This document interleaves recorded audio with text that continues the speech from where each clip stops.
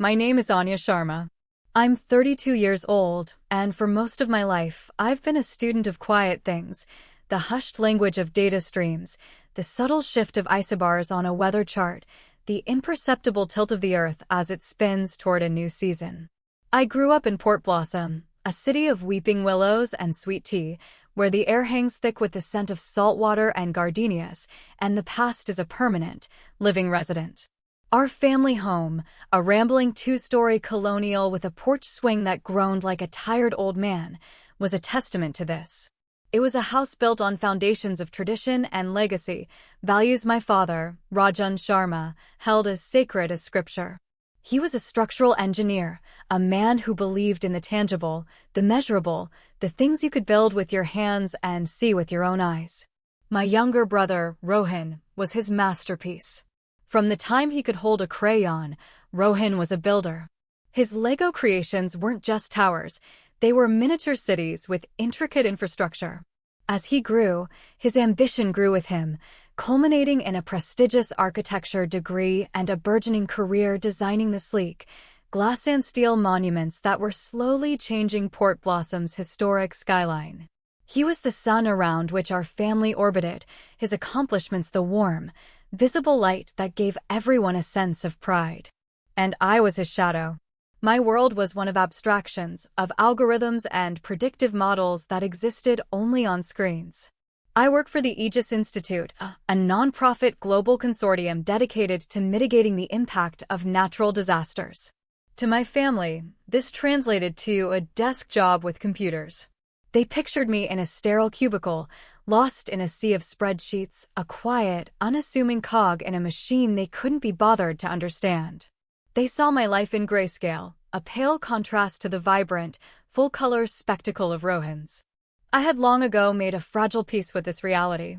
I'd learned to cultivate my own garden of self-worth, one that didn't require their sunlight to grow. My work was its own reward, the silent, profound satisfaction of knowing a model I'd built had helped evacuate a coastal village in the Philippines before a typhoon, or that my analysis of seismic data had given a town in Chile a critical 4-minute warning before a tremor. These were my invisible trophies, my secret accolades, and they were, for the most part, enough. But sometimes, the ache of being unseen by your own blood is a phantom limb, a pain that flares up without warning. It flared when my mother, Lena, called me about the ceremony. "Anya, darling," she'd said, her voice a little too bright, a telltale sign she was bracing for a negotiation. "You are coming home for Rohan's award, aren't you? The pinnacle prize. Can you believe it? They're giving it to him at the Cypress Grand. The mayor will be there." I could picture her perfectly, standing in the kitchen, one hand twisting the telephone cord, her eyes already planning her outfit. The Pinnacle Prize was the most prestigious architectural award in the state, and Rohan was its youngest ever recipient. He was being honored for his latest project, the Serenity Quay, a breathtakingly ambitious waterfront development that promised to revitalize Port Blossom's downtown core. "Of course, Mom. I wouldn't miss it," I said, my voice carefully neutral. "Wonderful. Your father's just, well, you know how he is. So proud he could burst. He's already cleared a spot on the mantelpiece." I knew the spot she meant. It was the central, hallowed space on the heavy oak mantel, currently occupied by a framed photo of Rohan breaking ground on his first solo project. My own achievements, a national fellowship for my postgraduate work, a commendation from the Institute's director, were relegated to a box in my old bedroom closet, alongside childhood diaries and forgotten mixtapes. I booked my flight, packed a simple navy dress, and tried to quell the familiar mix of hope and dread that always accompanied a trip home. Hope that this time, things might be different. Dread that they would be exactly the same. The Aegis Institute is headquartered in a discreet, unmarked building in a city far from the humid shores of Port Blossom. My office isn't a cubicle, but a quiet, glass-walled room I share with 3 other senior analysts. We call our workspace the observatory.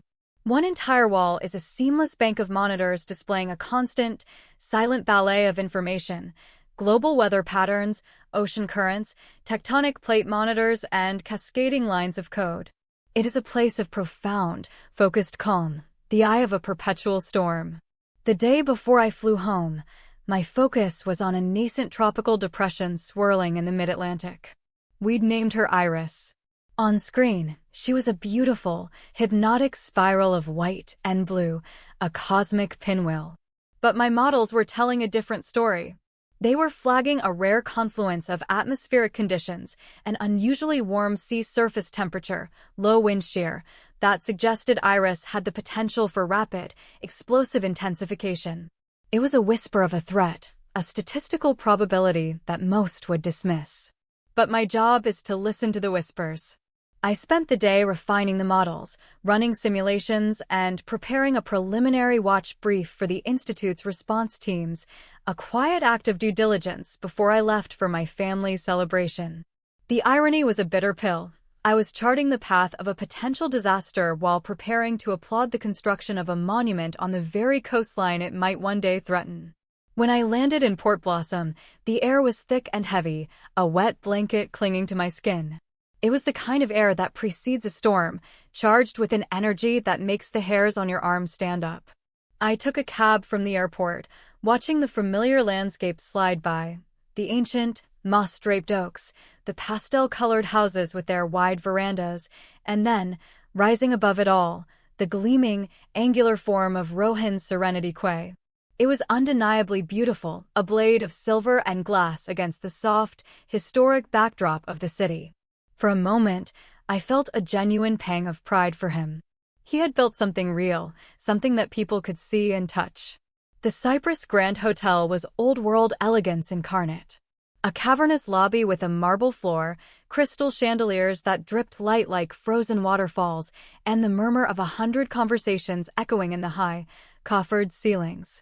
A polite but imposing woman with a clipboard and an earpiece stood at the entrance to the ballroom. "Name, please," she asked, her eyes scanning her list. "Anya Sharma," I said. She scrolled down the tablet in her hand. Scrolled again. A small frown line appeared between her perfectly sculpted eyebrows. "I'm sorry, I don't have an Anya Sharma on the guest list." "Oh," I said, a cold knot forming in my stomach. "I'm Rohan Sharma's sister. There must be a mistake." "I only have Rajan, Leena, and Priya Sharma listed with him," she said, her voice firm but not unkind. Priya was Rohan's wife, a woman as polished and aesthetically pleasing as one of his buildings. Just then, a black town car pulled up to the curb. Rohan emerged, resplendent in a tailored tuxedo, his face flushed with excitement.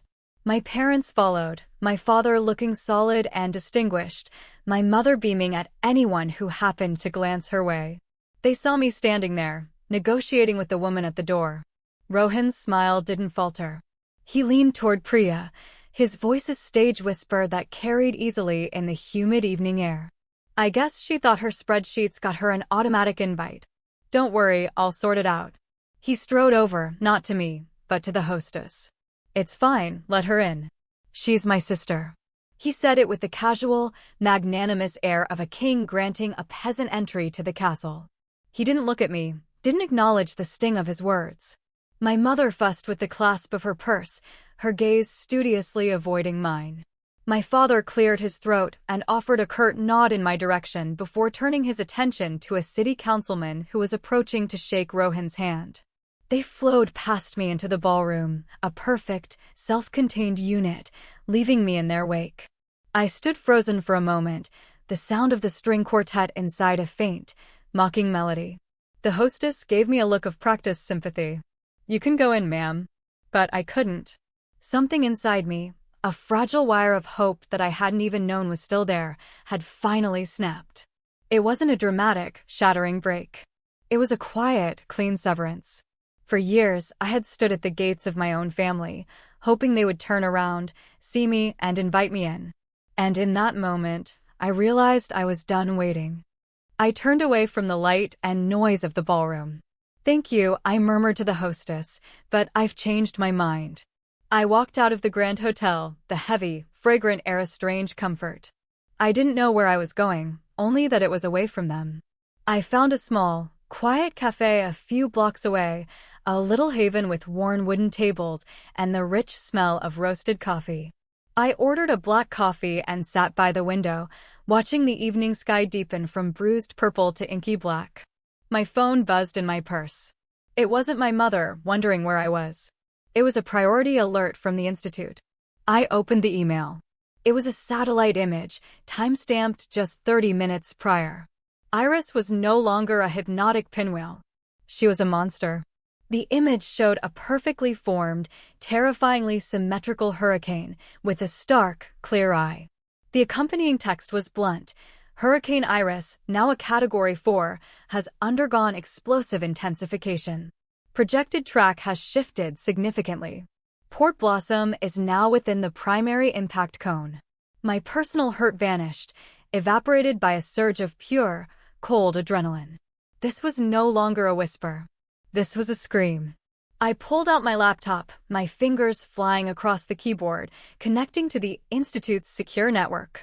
The data streams flooded my screen. The storm was moving faster than predicted, its trajectory curving like a scythe directly toward the coastline I called home. My phone rang again. This time, the caller ID showed a name that made my heart beat a little faster: Dr. Kenji Tanaka. Dr. Tanaka was the founder of the Aegis Institute, a legendary figure in the world of climatology and a man who rarely involved himself in the day-to-day operations anymore. He was my mentor, the one who had seen the potential in my unorthodox doctoral thesis and offered me a job when no one else understood what I did. "Anya," he said, his voice calm and resonant, cutting through my rising panic. "I've seen the latest run. You're in Port Blossom, aren't you?"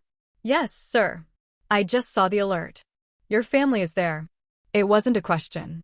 "Yes." There was a pause. "Your predictive models on Atlantic intensification are the most accurate we have. More reliable than the national services. I've already been on the phone with the regional FEMA director. They're scrambling, but they're behind the curve. They need a localized, high-resolution storm surge forecast, and they need it yesterday." He didn't have to say the rest. I was the foremost expert on this specific type of predictive modeling. I was also on the ground. "I'm the lead on this, aren't I?" I asked, my voice steady. "You are," he confirmed. "The city's emergency operations center has been activated. I've already cleared your credentials. They're expecting you. Find a safe place to work, Anya. And do what you do best." The call ended. I sat for a moment in the quiet cafe, the half-empty coffee cup beside my glowing laptop. Outside, the first fat drops of rain began to splatter against the window pane.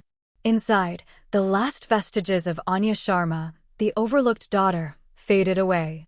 Dr. Anya Sharma, senior analyst for the Aegis Institute, had a job to do. My brother was accepting a prize for building a beautiful structure by the sea. My job was to tell everyone that the sea was coming to take it back. Port Blossom's Emergency Operations Center, EOC, was located in the basement of a nondescript municipal building on the city's highest point of elevation. It was a world away from the gilded elegance of the Cypress Grand. Here, the only chandeliers were fluorescent light strips that hummed with nervous energy. The air smelled of stale coffee, ozone from the humming servers, and fear. When I arrived, flashing the credentials Dr. Tanaka had sent to my phone, a harried-looking man in a polo shirt with a city emblem on it rushed over. His name was David, the EOC director. "Dr. Sharma?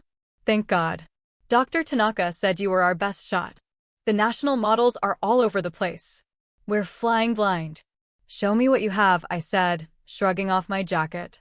They led me to a workstation in the heart of the room, a space they called the hub. It was a semicircle of desks facing a wall of screens, much like the observatory, but messier more chaotic. For the next hour, I was absorbed. I patched into the Institute's servers, downloading my proprietary Iris-specific datasets. I ingested the city's hyperlocal topographical data, their tidal charts, their infrastructure schematics. I was no longer a person, but a conduit, a bridge between the raw, violent language of the storm and the human-scale decisions that had to be made. The people in the room, initially skeptical of the quiet woman in the simple dress who had appeared out of nowhere, began to orbit my station. I worked, my voice calm and even as I gave directions. "Patch in the real-time buoy data from 200 miles out. I need to see the wave periodicity measurements. Cross-reference that with the river outflow rates for the last 12 hours.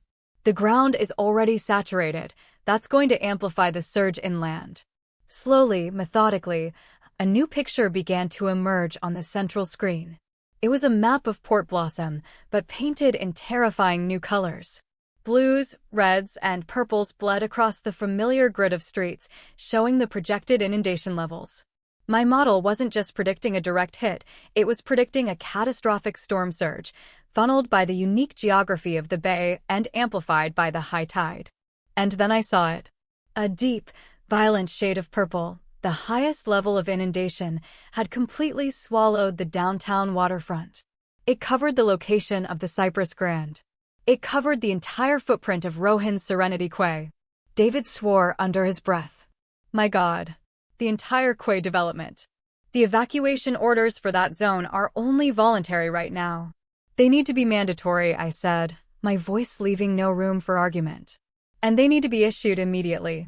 My model shows the first surge bands will make landfall in less than 3 hours. It will cut off all the escape routes from that peninsula. My phone, which I had silenced and set aside, began to vibrate insistently. It was my mother. I ignored it. It vibrated again. Rohan. I ignored that too. My family was in that purple zone. They were celebrating in a grand ballroom, blissfully unaware that a wall of water was gathering force out in the dark. A strange, detached part of my brain registered the savage poetry of it all. The awards ceremony, David said, his eyes wide. The mayor is there. Half the city council. Then you need to get them out, I said, my gaze locked on the screen. David grabbed a radio. This is Director Cole. I need to speak to the mayor now. Emergency priority. We are issuing an immediate, mandatory evacuation of Zone A. All of it. I repeat, this is a mandatory evacuation. In the ballroom of the Cypress Grand, amidst the clinking of champagne glasses and the soft music of the quartet, an aide must have rushed to the stage and whispered urgently in the mayor's ear. Back in the EOC, we saw the result on a local news feed playing on a side monitor. The mayor was at the podium, his face pale and grim. Ladies and gentlemen, may I have your attention please? His voice crackled through the small TV speaker. I apologize for the interruption. We have just received a critical and urgent warning. Due to a sudden and severe intensification of Hurricane Iris, I am issuing an immediate mandatory evacuation order for this entire area. The city's emergency services have been activated based on a new, highly accurate predictive model provided to us by the Aegis Institute and its lead analyst, Dr. Anya Sharma, who is right here in our city, coordinating the response. The camera in the ballroom panned clumsily across the confused, murmuring crowd. For a surreal moment, I saw my family. They were standing near the stage, frozen. Rohan's face was a mask of disbelief. My father looked bewildered. My mother had her hand to her mouth, her eyes wide with a confusion that had nothing to do with the storm. They had heard my name. Not Anya, the quiet one with the computer job, but Dr. Anya Sharma, the person whose work had just upended their entire world. Sirens began to wail in the distance, a mournful chorus that grew steadily louder. The party was over. The real work, the work of saving the city my family believed I had turned my back on, had just begun. The hours that followed were a blur of focused intensity. The EOC was a symphony of controlled chaos, and I was its conductor. I barely registered my own exhaustion. My world had shrunk to the data on my screens and the steady, calm tone I used to communicate life or death information to first responders. Evacuees were being directed to designated storm shelters, the largest of which was the gymnasium of a new public high school built on the city's highest ground. Sometime after midnight, as the first winds began to lash the windows of the EOC, David handed me a cup of coffee. "Your family is safe," he said quietly. Police detail confirmed they were evacuated from the hotel and are at the Northwood High Shelter. I just nodded, a wave of complex relief washing over me. The professional in me was glad 3 more citizens were accounted for. The daughter in me was glad her family wasn't dead. The two feelings existed side by side, strangely separate. By dawn, the worst of the storm had passed. Iris had veered slightly at the last minute, a wobble in her path that my model had actually given a 15% probability. It was enough to spare the city from the absolute worst-case scenario I had projected, but the damage was still immense. The waterfront was submerged, power was out across most of the city, and the streets were littered with debris. But the evacuation had been successful. Early reports indicated no fatalities, a result that was being called a miracle. As the sun rose on a battered, sodden Port Blossom, my work at the EOC was largely done. The immediate crisis had passed, and the effort was shifting from prediction to recovery. Dr. Tanaka called again, his voice filled with a quiet pride that felt more validating than any award. "They're calling it the Port Blossom miracle, Anya. But you and I know it wasn't a miracle. It was data. It was your work. Get some rest." Rest felt like a foreign concept. Drained, running on pure adrenaline and caffeine, I drove my rental car through the debris-strewn streets towards Northwood High. I wasn't sure why I was going. I didn't feel a triumphant urge to confront them. I felt empty, numb. The gymnasium was a sea of humanity. Families huddled on cots, children played with an unsettling quiet, and volunteers handed out water and blankets. The air was thick with the smell of wet clothes and anxiety. I saw them in a corner. My father, sitting ramrod straight on a cot, staring into the middle distance. My mother, looking small and lost. And Rohan, standing by a window, looking out at the ruined landscape. His tuxedo was rumpled, his perfect hair was a mess, and the confident, charismatic architect was gone. In his place was just a man who looked like he had seen his world dissolve. He was the first to see me. He walked over, his steps hesitant. He stopped a few feet away, as if unsure of the protocol. "Anya," he said. His voice was raw. "Rohan. The quay, it's underwater," he said, not as a complaint, but as a statement of fact. "The news said the foundations are compromised. The whole ground floor is gone." "I'm sorry," I said, and I meant it. I had never wished for his failure. He shook his head, a wry, humorless smile touching his lips. The architect who wins a prize for a building that can't even withstand its first storm. "It's a joke." He finally looked me in the eye. "But they also said, everyone got out. Because of you. They said if they had followed the old protocols, the evacuation order would have come 2 hours too late. The causeway would have been flooded. People would have been trapped." He took a breath. "I stood on that stage, about to accept a prize for creating something beautiful. And all the while, you were actually saving the people who were there to applaud me. Including me." He looked down at his hands, then back at me. The arrogance was gone, replaced by a raw, bewildering humility. "I don't understand what you do, Anya. I never tried. It was easier to make jokes about spreadsheets because I didn't get it, and I didn't like not being the one in the family who got things." It was the most honest thing he had ever said to me. My father and mother approached then. My mother's eyes were red-rimmed. "Anya," she whispered, reaching out and touching my arm as if to confirm I was real. "We were so worried." My father, Rajan, the man of tangible things, looked at me with an expression I had never seen before. It was a look of profound, unsettling reassessment. He was an engineer. He understood systems, forces, structural integrity. He had spent his life building things to withstand stress. David Cole, the EOC director, he was on the radio, my father said, his voice raspy. "He called your storm surge model a work of structural genius. He said you built a fortress of data that protected this city." He looked from me to Rohan, then back to me. For the first time, he was seeing us not as the golden boy and the quiet girl, but as two different kinds of builders. I didn't need an apology.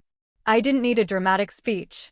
In the quiet, weary space of that gymnasium, amidst the wreckage of our city, something new was being built. It wasn't a return to the old family structure. That foundation had been washed away by the storm. This was something new, something more honest, built on the bedrock of a truth that could no longer be ignored. I spent years believing I needed their validation to feel whole, that their approval was the prize I should be striving for. But standing there, in my practical clothes, smelling of coffee and rain, I felt a deep and abiding sense of peace. My worth wasn't something they could give me or withhold. It was the fortress I had built inside myself, model by model, whisper by quiet whisper. Their recognition wasn't a victory. It was simply a clearing of the sky, allowing a light that had been there all along to finally shine through. 6 months later, I was home again, this time for no other reason than to visit. The city was healing, scarred, but resilient. Rohin's Serenity Quay was a hive of activity, not of demolition, but of retrofitting and reconstruction. I found him in his new, smaller office, the walls covered not with glossy architectural renderings, but with topographical maps and environmental impact charts. He showed me the new plans.